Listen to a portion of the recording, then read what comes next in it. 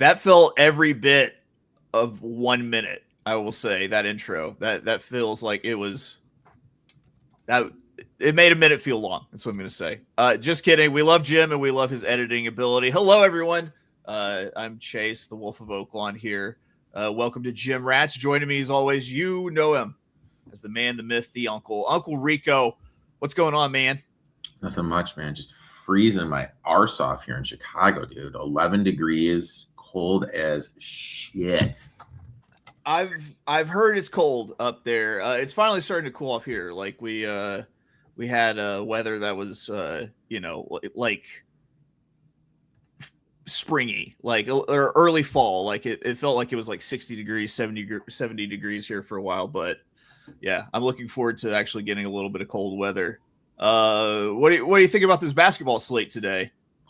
I like it. Unfortunately, won a disappointing 1-1 yesterday. Had Providence, but sipped a little bit of the Baylor Kool-Aid, and Kansas played a great second half. Baylor struggled, couldn't knock down any shots, but that's the variance of some college basketball, my friend.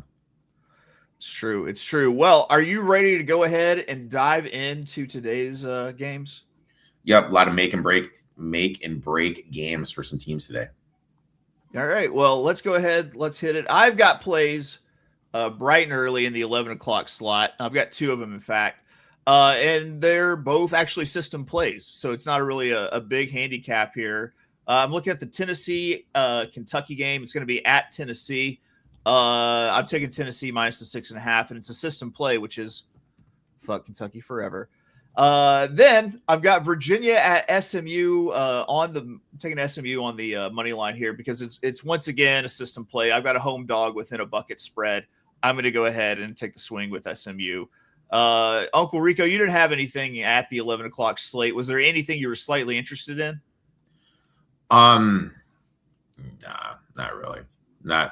Not really. And you know what? Fuck Kentucky. I had LSU money line. LSU should have won that fucking game. I can't believe they lost. Like complete mel and that buzzer beater at the end. I lost 2 bets this past week, back-to-back days. I had Minnesota plus 2.5. Wisconsin hits a 3 at the buzzer to win it.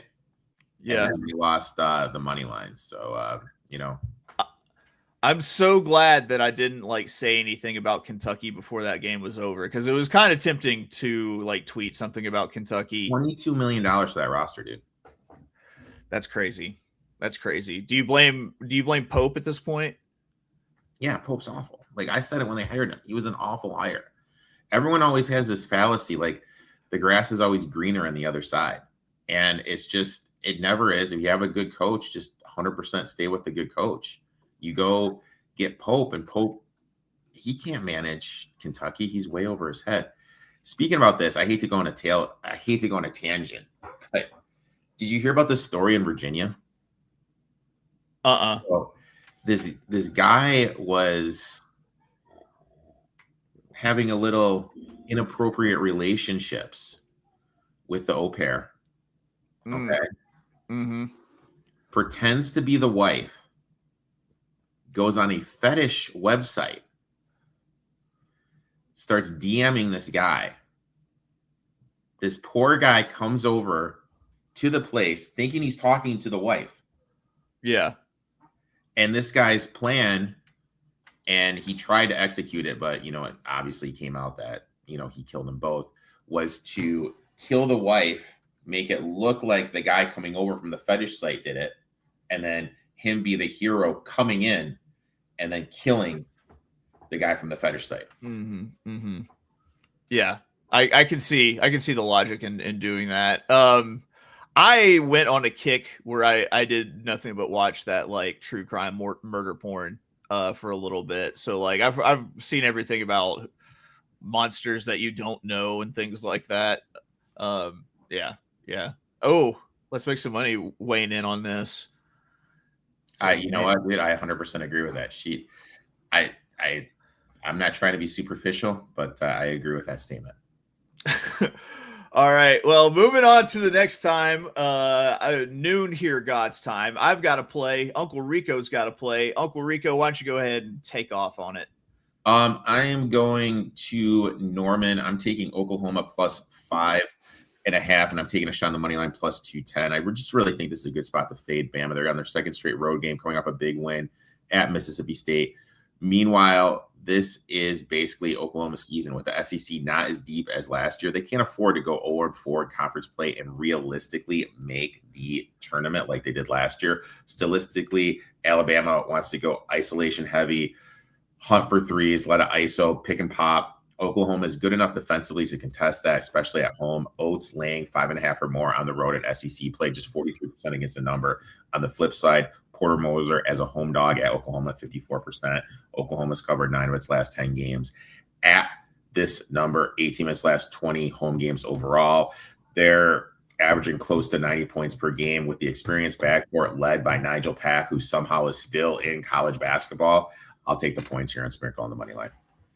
Well, there you go. I've got to play also at this time. I'm taking in the Ohio State UCLA game. I'm taking Ohio State at home -4. Because I think this game is closer than well, people think. All I wanted to do was take the under. I decided to go with Ohio State and the points because Ohio State takes away what UCLA does best, which is shoot the 3 points. So I'm on Ohio State there with the points.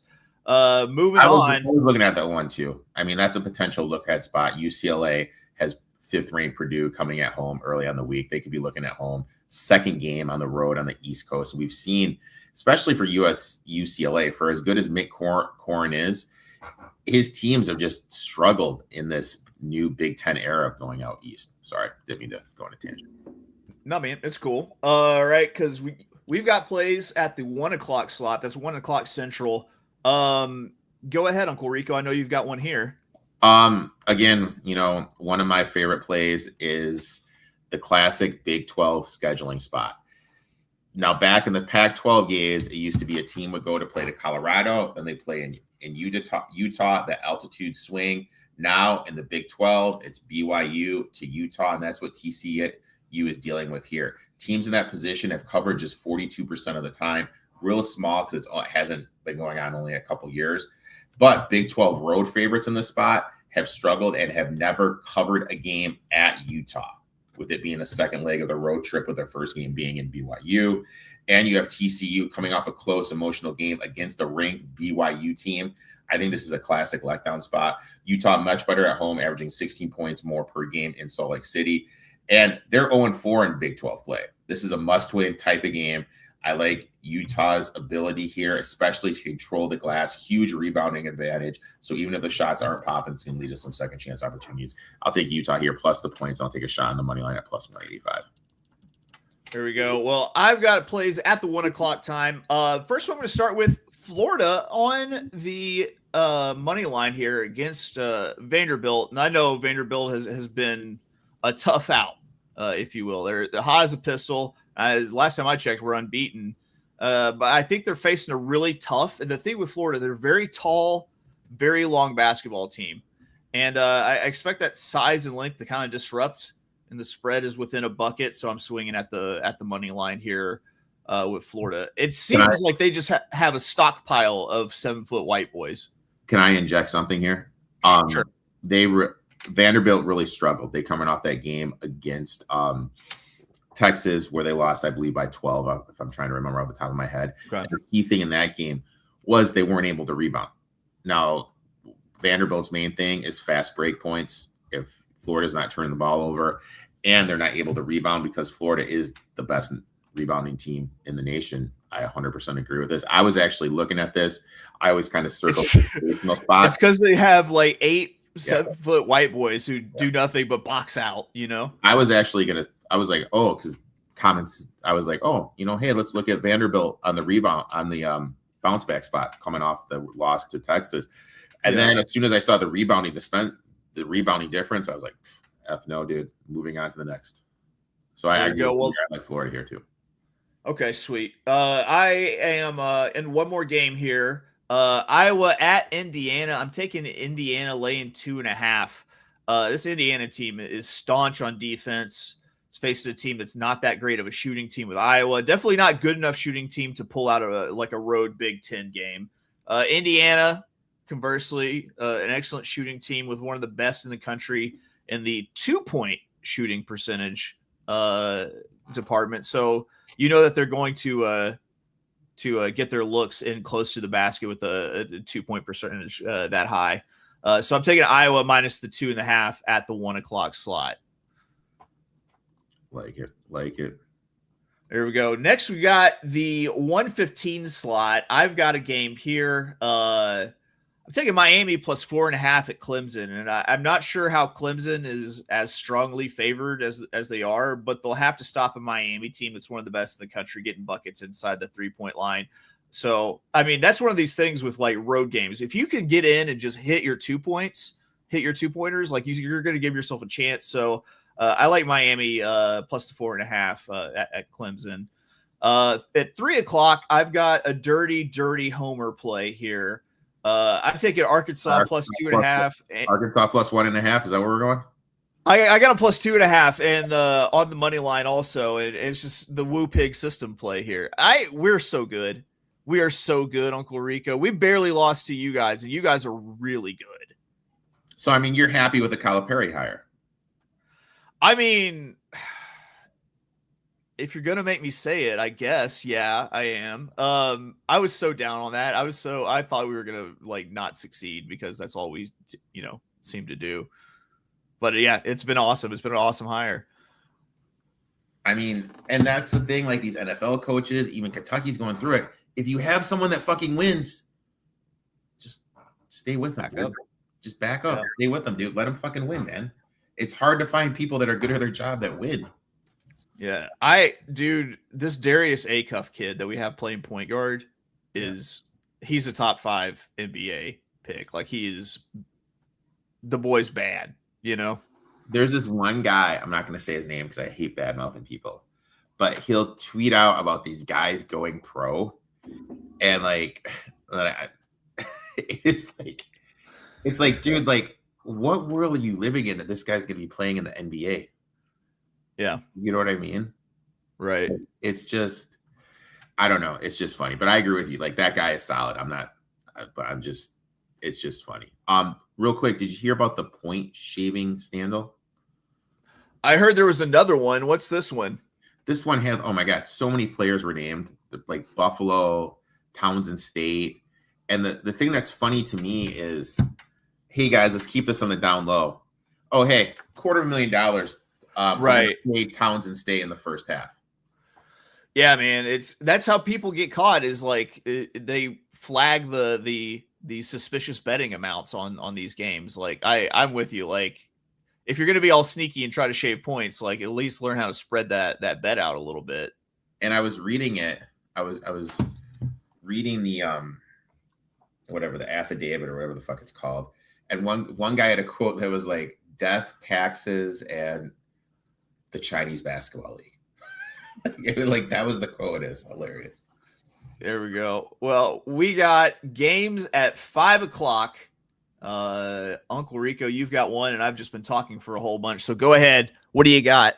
I'm going to Buckyball. Give me Texas A&M here, plus 5.5 at Texas. Texas A&M, one of my favorite teams to back as a dog because of their high variance style. Buckyball means a lot of threes, a lot of pressure to create turnovers, which keeps them alive in games like this. Texas, another great fade spot, coming off back-to-back wins over Vanderbilt and Alabama with Kentucky on deck. Now, look, even in a down year, teams will get up to play Kentucky because it is a brand name. I think this is a flat spot. Aggies have covered 7 straight overall, 6 of their last 7 on the road. Texas ranks 189th nationally in turnovers with Buckyball's style of play. Could give some extra possessions. I also have concerns about Texas offense. They're not a great 3-point shooting team, and they're in their last 2 games, they're shooting 41% from deep, due for some shot regression. Defensively, they only rank 235th defending the 3. Bad matchup for Bucky style. Give me Texas A&M here, plus 5.5 on the road. Well, there you go. I looked at another team on the road, the one that's near and dear to your heart. I took Michigan State minus 3.5 at Washington. I think that this Michigan State team is honestly one of the best in the country. And it's going to be really hard to beat them come tournament time because you guys play stifling defense. And today, I think their defense should shine against a pretty poor shooting Washington team. So I think the Michigan State defense travels can pull off a road win -3.5 here. I mean, if they can make threes, they can make a run. I mean, that's their big thing. They need to be able to make threes. And they got this kid whose name I'm spacing on. Where's 99? Last name starts with W. Was in Miami last year. He's the key to the team. They finally he can shoot the three. He's in there. He can space the floor. They're making him. They can make a run. I like Michigan State a lot this year. Here we go. Well, moving on to the 7 o'clock slot. I've got 2 games here. These are my last 2 plays. I'm taking BYU on the money line at Texas Tech. I mean, they've got one of the best scorers in the country with AJ DeBonsa. I think the BYU is the sharper team shooting overall, as well as the sharper team playing defense. I think this feels like a case of the wrong team is favored to me. So I'm going to go ahead. I'm going to take BYU on the money line. And then I've got St. John's -3 at Villanova. It's a Rick Pitino team, so you already know what this team is going to be doing, which is they're going to be hell on defense. I think the Johnnies get it done with defense and rebounding. Their transition offense is up there, and I think that they keep Villanova on the run the whole game. So I'm taking St. John's for an easy -3 here at Villanova. Any thoughts on those? I was looking actually at Nova, but I couldn't pull the trigger when I just dove down into it. I think it's just going to be a hard fought game.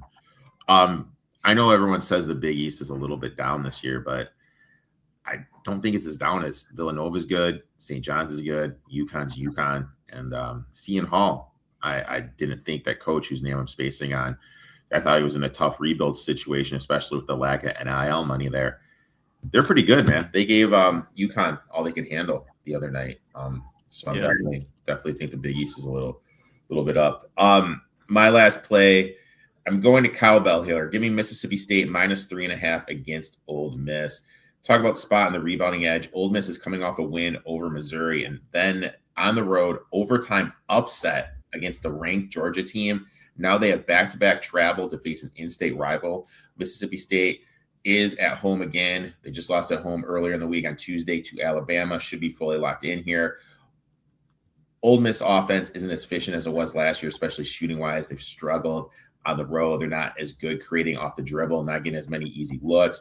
Rebounding, big mismatch here. Mississippi State is top 25 nationally on the glass. Ole Miss is outside the top 250. This is going to lead to a lot of second chance opportunities for Mississippi State. And plus, I looked at this rivalry. This is just one of those rivalries the home team kind of tends to cover. So I'll take Ole Miss here. I'll take Mississippi State here -3.5. There you go. Well, that puts us all in for all of our plays here. I guess the only place to go next is round robins. I didn't do like in honor of Jim disgusting teaser or anything. So I think we just got round robins. I just did the 3 dogs. I have Texas A&M, Oklahoma, and I'm spacing on Texas A&M, Oklahoma, and what was my other bet? I'm totally spacing on it. It was earlier in the day. I feel like an old man now. Texas A&M, Oklahoma, and Utah. The Utes, baby.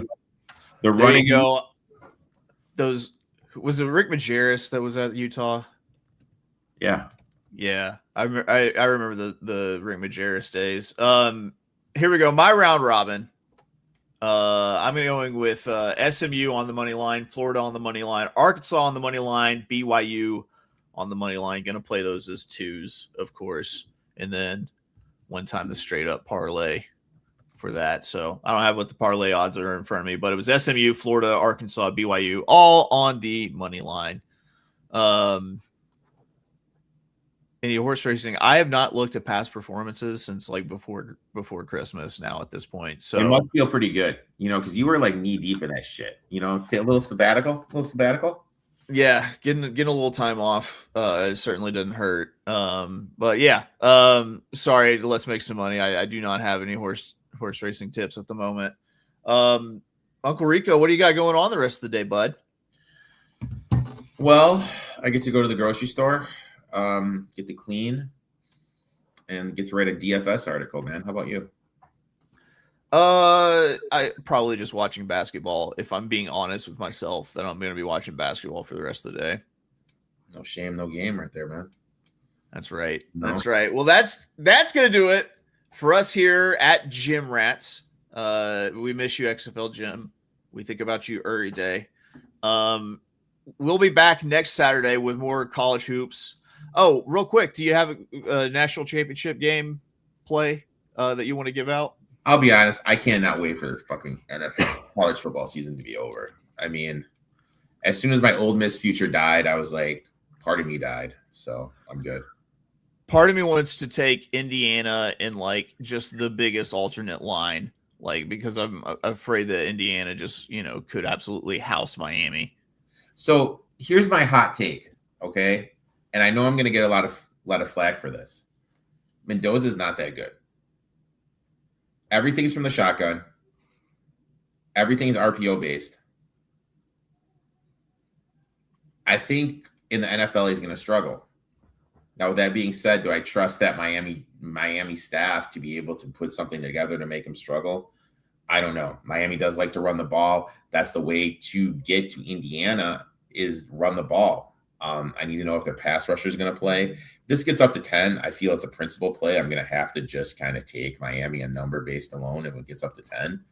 Because I know this has been drifting up and up and up. But at its core thing, I won't have it. I saw someone posted an article on X about the trends to the unders at Hard Rock this time of year. I mean, I'll read through that, see if there's any legs to that. Maybe I'll play a little bit of a first half under. My only worry about playing these full game over unders, especially in college, is you get to that situation where it is a tie game and you go over just because of the fucking overtime system. So yeah, I don't have a play yet. I hadn't really looked at it yet. And probably if I had a play, I wouldn't share it with you people because I have not hit a single game, I believe, in the college football playoff. So my let's see. When's the last time I shaved? Years, I believe. Like since I was like clean shaved, like years. I'm not sure when the last time that was. the beard is you could almost like a little like another foot. You could be a ZZ Top guy. I could. I've got to trim it down pretty soon. I need to get a haircut and I'll get it like cleaned up a little bit whenever I do. See, dude, I'm doing this stupid diet. And anytime I go diet, I always like just fucking separate and I just fucking become a caveman and just grow out my beard. So yeah. That's bearded is the way to be, in my opinion. That's what I say. Well, that's it officially for Gym Rats. We're gonna drop off now. We love you. We'll see you next Saturday, same bat time, same bat channel. So check us out because we'll have more college basketball picks. Until then, we love you. Bye-bye.